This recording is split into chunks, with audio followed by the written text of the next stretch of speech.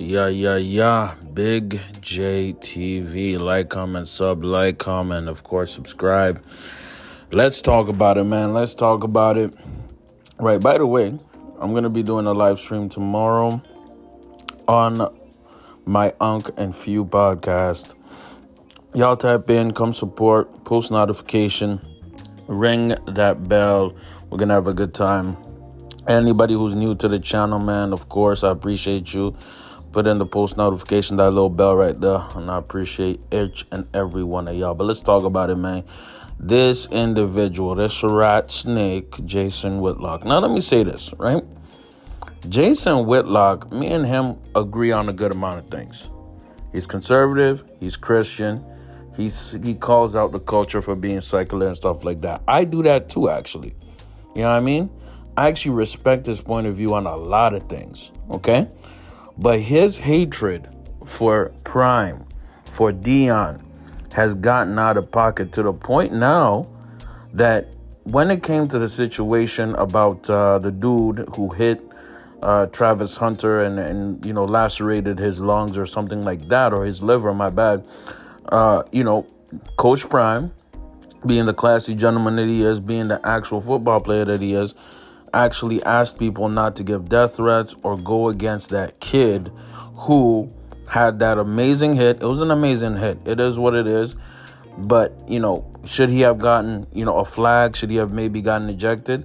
Yes, but people are hating on that kid for hurting Travis Hunter. So what Coach Prime did, Coach Prime, as the football coach that he is, said, it's fine. It's part of football. It's within the bounds of the game. And if y'all don't rock with it, then don't watch football. Football is a violent game. Since Jason Whitlock agreed with him, Jason, because he's a pure hater and an individual who's envious, jealous, and just trying to chase clout, Jason had to pick a new target.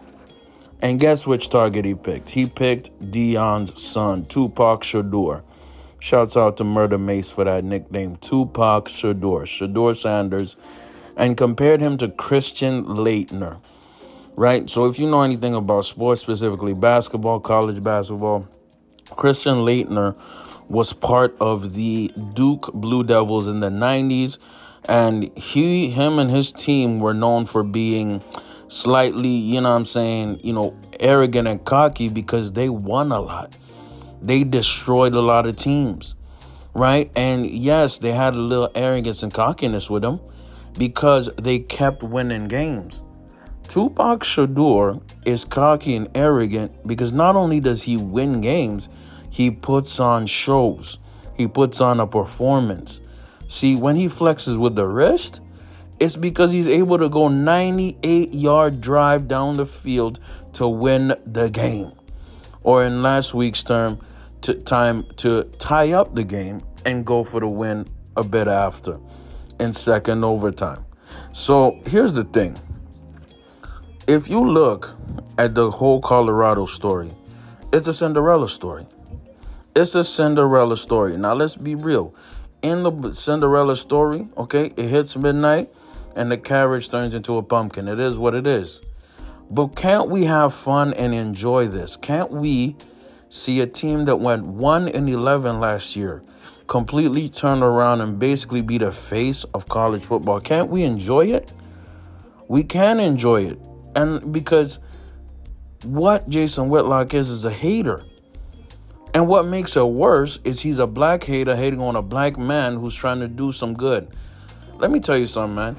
Did you know that LeVar Arrington has been critical of Colorado and the Buffaloes, right? And Dion, he's been critical. He has reasonable criticism, and I like that. But he's not a hater. That's the difference. See, just because, Shedeur or Dion are cocky or arrogant, are very, very confident in themselves, doesn't mean you have to hate. You don't have to hate. If you're a confident, secure person, you don't see a reason to hate on others. Now, if you're a sportscaster and you're an analyst, you should be objective. You should be able and willing to give critical analysis. Paul Feinbaum does a good job of it. Joel Klatt does a good job of it. You know what I'm saying? And the LeVar Arrington does a good job of it. They know that Colorado is probably an 8-win, maybe a 9-win team.